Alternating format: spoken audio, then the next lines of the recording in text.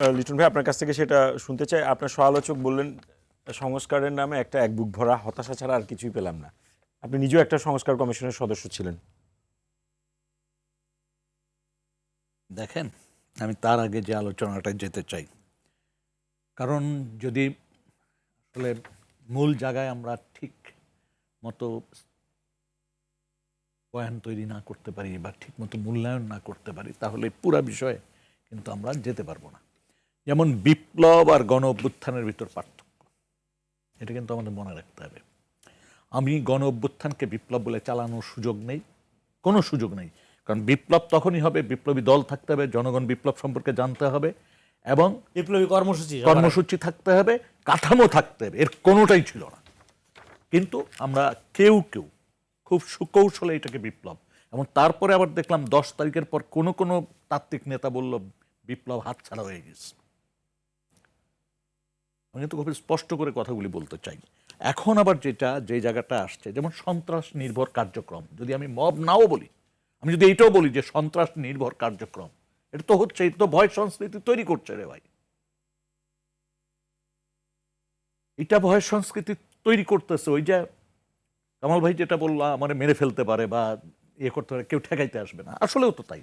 এখানে কাকে এই ধরনের সন্ত্রাসের কবলে পড়লে কে রক্ষা করতে আসবে?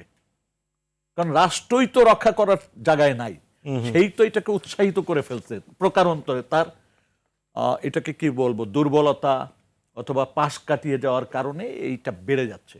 আপনি আমাকে বলতে পারেন যে আমার বাড়ি লুট হবে, আমার কাছ থেকে টাকা চাওয়া হবে, সেই টাকা আমার পৌঁছায় দিতে হবে, এটা কোন আন্দোলন? আমার বুঝান, এটা কোন বিপ্লবের রেজাল্ট? আমাকে বুঝাইতে হবে। মূল বিষয়গুলি হচ্ছে, জোর জবরদস্তি করে তো কোনো কিছু করা যাবে না। একটা মানুষ এত বেশি অতিষ্ঠ হয়েছে শেখ হাসিনার সময়, আওয়ামী লীগের দ্বারা এবং তৎকালীন শাসন ব্যবস্থার দ্বারা, যে মানুষ বিক্ষুব্ধ ছিল। এবং আবারও বলি, এটা জুলাই আর আগস্টের ফসল না, এটা 15 বছরের আন্দোলনের ফসল। ছোটবেলা দাঁত নাড়াইতো না, দাঁত ফেলাইতো না আমাদের। দাঁত ফেলানোর আগে ট্রায়াল দেওয়া হইতো। প্রথম হাত দিয়ে নাড়ানাড়ি করতো, তারপর সুতা দিয়ে নাড়ানাড়ি করতো, তারপর একটা পর্যায়ে হঠাৎ করে টান দিত, দাঁত খুলে পড়ে যেত। এইবারের এই 15 বছরের স্বৈর শাসনকে রাজনৈতিক দল একভাবে ডিল করতে চাইছিল, মোকাবেলা করতে চেয়েছিল, এবং এইখানে মানুষের ভিতরে রাজনৈতিক দলের প্রতি কোনো কোনো ক্ষেত্রে অনাস্থা ছিল, দৃঢ়ভাবে দাঁড়াইতে পারেনি ইত্যাদি প্রশ্ন ছিল।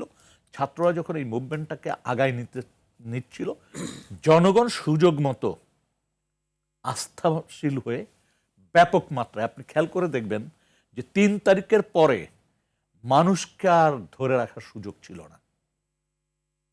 বারান্দায় দাঁড়িয়েছে, করিডোরে দাঁড়িয়েছে, রাস্তায় নেমে পড়ছে। 3 থেকে 5 তারিখটা আপনারা একটু বিশ্লেষণ করেন। সেই মানুষগুলোর জন্য আপনারা এখন 18 মাস পর কি অফার করছেন? এবং আরেকটা জিনিস বলি, যে বিভিন্ন সময়ে এই যে এখন যে মনের ভিতরে আঘাত লাগে কিছু গালাগালি শুনলে, ঠিক ওই সময় এই যে শেখ হাসিনা কিছু বুলিয়া ওড়াইছে না, এটা পুরা মানে আগুনে ঘি ঢেলে দেওয়ার মতো অবস্থা, এবং ত্বরান্বিত হয়ে গেছে, সে পালিয়ে গেছে। কিন্তু আমাকে বলেন তো, 5 থেকে 8 তারিখ পর্যন্ত কোনো রাজনৈতিক দল একসাথে বসছে যে এই সময়কালটাকে আমরা কিভাবে অ্যাড্রেস করব? 5 তারিখ থেকে 15 তারিখের মতো সময়কালে আপনি দেখবেন পাড়া মহল্লায়, বাড়িতে, বড় বড় বিল্ডিংয়ে নিজেরা পাহারা দিছে, নিজেদেরকে রক্ষা করার চেষ্টা করছে। এই টাইমের ভিতর তো কোনো পলিটিক্যাল পার্টি ওইভাবে বসে যে এটাকে কিভাবে হ্যান্ডেল করবে কেউ করে। হ্যাঁ, একটা পর্যায়ে যে পাড়া মহল্লায়, মানে বিশেষ করে ধর্মীয় প্রতিষ্ঠানগুলি রক্ষার জন্য, কিছু কিছু পাড়া রক্ষা করার জন্য কিছু কিছু পলিটিক্যাল পার্টি কিছু উদ্যোগ নিয়েছে। কিন্তু আপনি বলেন সেই উদ্যোগগুলি কি সম্মিলিত ছিল? আমরা দেখলাম 5 তারিখের না 10 তারিখের পর থেকে কারাকারি লেগে গেল। এমনও হলো যে বিএনপি হিসাব দেয় যে আমার এতজন লোক মারা গেছে, আর মৃত্যুর সাথে আপনি এই আন্দোলনে অংশগ্রহণ বিচার করতে চাচ্ছেন কেন? আন্দোলনে তো ভাই ছিলেন আপনারা, আমরা তো দেখছি, পাবলিক জামাত ছিল, এটা তো দেখছি। কিন্তু তার মানে এই না যে সবটাই আপনারা করেছেন। এখানে নানান অংশজন ছিল। আপনার ছোট ছোট যে সামাজিক সংগঠনগুলো বা বিভিন্ন ছোট ছোট প্রতিষ্ঠান, তাদের অবদান কম কোন অংশে? আমাকে বলেন। এই যে তারা দীর্ঘদিন চেষ্টা করে কিছু মানুষকে তৈরি করছিল।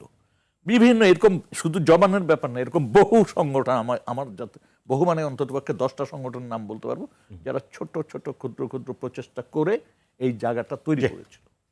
ধন্যবাদ।